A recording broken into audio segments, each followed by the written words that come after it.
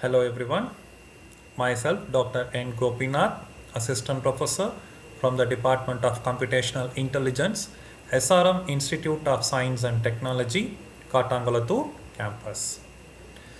So, for today's session, we are going to see about few topics from Unit 5, Transport and Application Layer Protocol. First, we will start with the concepts of port numbers.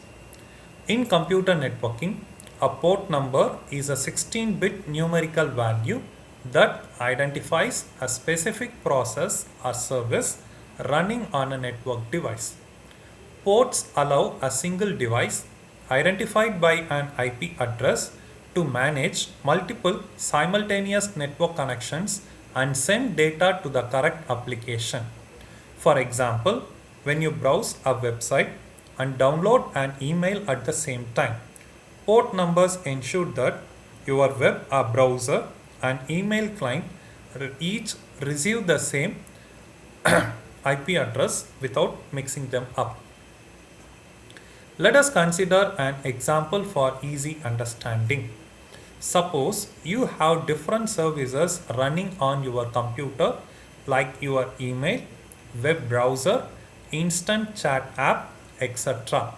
Now, each service you use has its own port number. When you browse a website by typing the web address and hitting enter, your web browser sends a request to get access to the website using port number 18. Likewise, for email application and similarly for the instant chat app to talk with the friends having a different port number. So each service you use has its own specific port number. So port numbers in networking are logical endpoints, which is why they are often used for identify which task is currently working on. So which layers are ports in the OSI model? The OSI model is a conceptual model that represents how network communications work.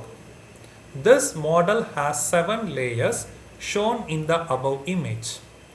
Ports are associated with the transport layer, that is layer 4 of the OSI model. The transport layer primarily makes use of two protocols, TCP and UDP. These protocols are needed to specify which port a packet should go to. In the header section of the TCP and UDP, the information about port number is defined. How do port numbers work? To manage and route data on networks, here is how port numbers play their part. Step 1, application assignment. Step 2, server-side listening for connections. Step 3, incoming connections from client side. Step 4, connection establishment. Step 5, data exchange. Step 6, multiple connections. Step 7, connection termination. Example, suppose Alex sends Emma a high resolution image with using a HTTP on port number 80.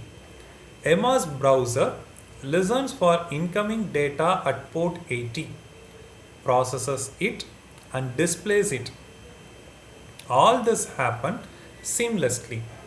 Simultaneously, Alex also shares a spreadsheet with Emma using FTP on port 21. Emma's computer efficiently receives the file using the FTP service and stores it. Now comes a twist. Alex mistakenly tries to send a video file to Emma using SMTP on port 25. This port is typically reserved for email applications. If in case Emma's device receives the file and transfers it to the email application, then the email application will have no clue about what to do with the file. In short, each application on Emma's computer is assigned to a unique port. Received on that port is directed to the appropriate application capable of interpreting the given task. So what are the different types of port numbers? So the well-known port numbers are from 0 to 1023 and the registered ports are from 1024 to 49151 and the dynamic ports are from 49152. So here is a detailed explanations of well-known ports, registered ports and the dynamic ports. So the commonly used ports are given. There are a total of 65,535 port numbers. So the range is from 0 to 65,535. The list of port numbers is maintained by IANA and below are some commonly used port numbers along with the service and use. For example, FTP, it is using TCP21, SSH TCP22, Telnet TCP23, HTTP TCP18, POP3 TCP110, HTTPS TCP443, IMAP TCP143 and finally MySQL TCP3306. So how to view port usage on your computer? If it is a Windows operating system, use the command netstat space -an shows the active connections and listening ports. If it is a Linux or Mac OS, the command is netstat space -tuln or ss space -tuln. It shows listening ports and the associated services. Next, we will move on to User Datagram Protocol, UDP. Definition is, it is a connectionless, unreliable transport layer protocol. And the characteristics are, as I already said, it is connectionless, unreliable, and minimal overhead. UDP stands for User Datagram Protocol. It is a communication protocol. It is used in computer networks for sending data packets from one device to another. It is a simple, connectionless protocol. It operates at the transport layer of the Internet Protocol suite. UDP is a fire and forget protocol. It does not guarantee the delivery of packets and also it does not provide error checking or retransmission of lost packets. This is the diagrammatic representation of the UDP header. It is having the fields like source port, destination port, length and checksum. So firstly, the sender creates a datagram. It contains the data need to be sent. It also contains the IP address and port number of the receiver. Then the sender sends the datagram to the network without establishing a connection first. Now the network forwards the datagram to the receiver.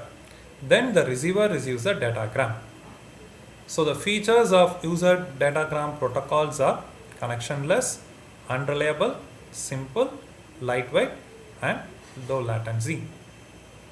Applications, real-time application, streaming media, domain systems, network management and monitoring and Internet of Things. So the advantages are, it is a lightweight structure, it is a connectionless protocol and mainly used in real-time applications. It supports multicasting. And the disadvantages are, it does not provide any reliability, it is not suitable for transferring larger amounts of data and so on. So as of now, we have seen about the concepts of port, importance of port numbers in networking, followed by which layer are the ports in the OSI model, then how these port numbers are working on, followed by a simple real-time example and the different types of port numbers and the most commonly used port numbers and how can we view the port numbers in both Windows and Linux operating systems. And later we moved on to the second topic, that is user datagram protocol and its introduction, followed by the header structure and the fields in UDP header and how the user datagram protocol is working and features, and finally we ends with application of UDP with advantage and disadvantages. Thank you. Thanks for watching.